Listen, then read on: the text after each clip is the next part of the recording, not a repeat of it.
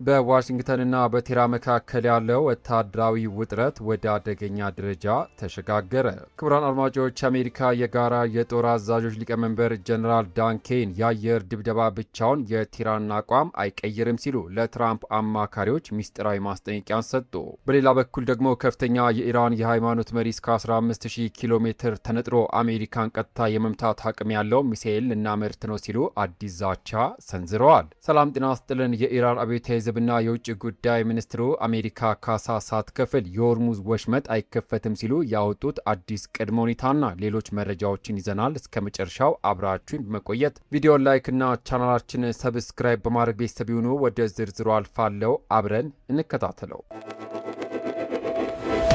የጀነራል ዳን ኬን ሚስጥራዊ ማስጠንቀቂያና የአሜሪካ የጦር መሳሪያ እጥረት ስጋት። ወደ መጀመሪያው ሰበር መረጃ አልፋለሁ። የአሜሪካ የጋራ የጦር አዛዦች ሊቀመንበር ጀነራል ዳን ኬን ከኢራን ጋር የሚደረገው ጦርነት ለማርገብ ዲፕሎማሲያዊ መንገድ እንዲፈለግ ከፍተኛ የትራምፕ አስተዳደር ባለስልጣናትን በግል ማሳሰባቸው ተገለጠ።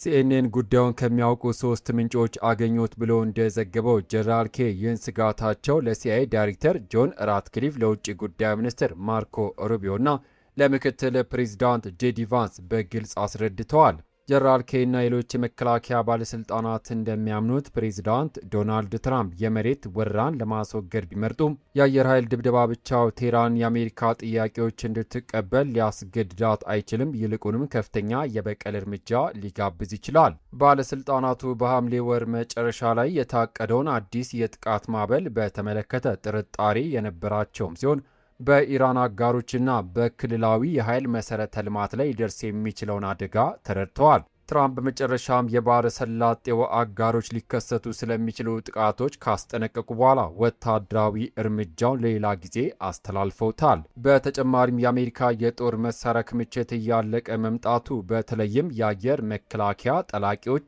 እና ሌሎች ትክክለኛ የጦር መሳሪያዎች መሟጠጣቸው ዋሽንግተን ለረዥም ጊዜ ግጭትን የማስቀጠል አቅሟን እንደሚያደናቅፈው ተጠቅሷል። ኬን ትራምፕን ስለ ወታደራዊ አደጋዎች ሲያስጠነቅቁ የአሜሪካ ኃይሎች እንዲባባሱ ከተደረገ በኢራን ላይ ከፍተኛ ጉዳት ሊያደርሱ እንደሚችሉ ተናግረዋል። አሁን ላይ የአስተዳደሩ ባለስልጣናት ለዲፕሎማሲያዊ ድል ቦታ በመተው የሆርሙዝ ወሽመጥን እንደገና ለመክፈት የሚያስችል ስምምነትን ጨምሮ አማራጮችን በመፈለግ ላይ እንደሚገኝ ተዘግቧል። የፔንታጎን ከፍተኛ ጀነራል ያስተላለፉት የማስጠንቀቂያ አሜሪካን ከከፋ ወታደራዊ ውድቀት ያድናት ይሆን? ሀሳባችሁን በኮሜንት ላይ አካፍሉን።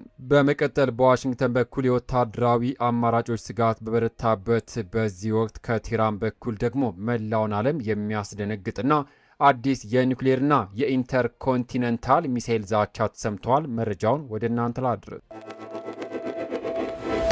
ኢራን እስከ 15000 ኪሎ ሜትር የሚጓዝ አህጉር ተሻጋሪ ሚሳኤል የማምረት እቅድ እንዳላት ገለጸች። አንድ ከፍተኛ የኢራን የሃይማኖት መሪ አገራቸው እስከ 15000 ኪሎ ሜትር ርቀት ተኩሶ ማሳረፍ የሚችል አህጉር ተሻጋሪ ሚሳኤሎችን ለማምረት ዝግጅት ላይ መሆኗን ገለጹ።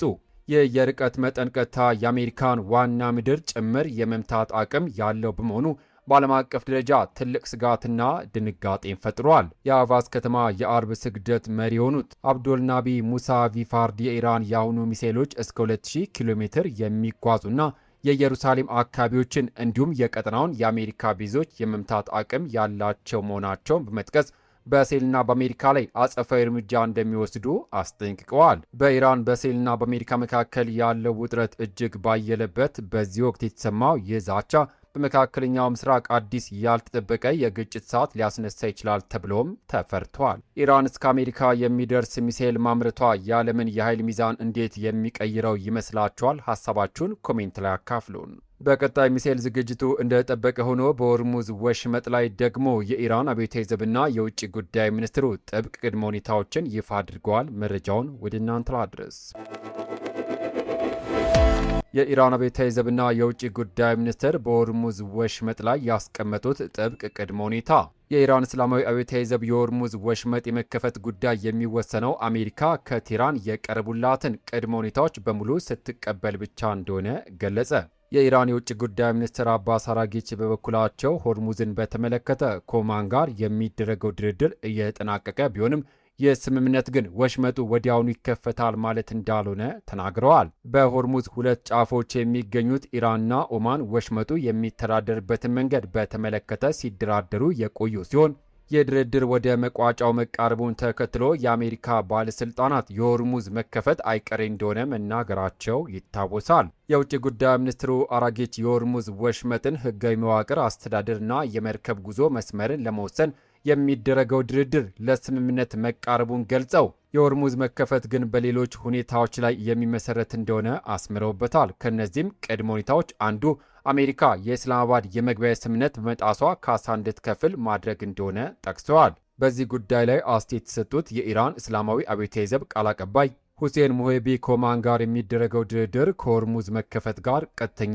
ግንኙነት እንደሌለው ገልጸዋል። ቃል አቀባዩ ሆርሙዝ ወሽመጥ ለእኛ ኢኮኖሚያዊ የውሃ መስመር ብቻ አይደለም፣ በእስላማዊ ሪፐብሊክ እጅ የሚገኝ ጂኦግራፊያዊ አቅምና ጉልበት ጭምር ነው። ስለዚህ ጠላት ወሽመጡ እንዲከፈት የኢራንን ቅድመ ሁኔታዎች ለመቀበል ይገድዳል ብለዋል።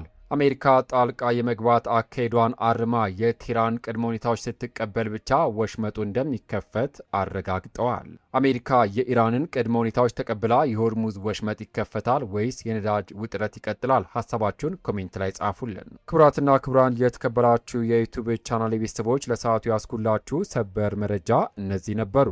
በዋሽንግተንና በቴህራን መካከል የሚደረጉ ሚስጥራዊ ውይይቶች እንዲሁም በሆርሙዝ ወሽመጥ አካባቢ የሚከሰቱ አዳዲስ ሁኔታዎችን ተከታትለን የምናደርሳችሁ ይሆናል። ቪዲዮን ከወደዳችሁት ላይክ ማድረጋችሁን እንዳትረሱ። በየዕለቱ የሚወጡ አዳዲስ ሰበር መረጃ እንዳያመልጧችሁ ቻናላችንን ሰብስክራይብ በማድረግ የደወል ምልክቷን ይጫኑ። ከሰዓታት በኋላ በሚሰማ በአዳዲስ ሰበር መረጃ እስከምንገናኝ በያለንበት የዓለም ዳርቻ ቸር እንቆይ።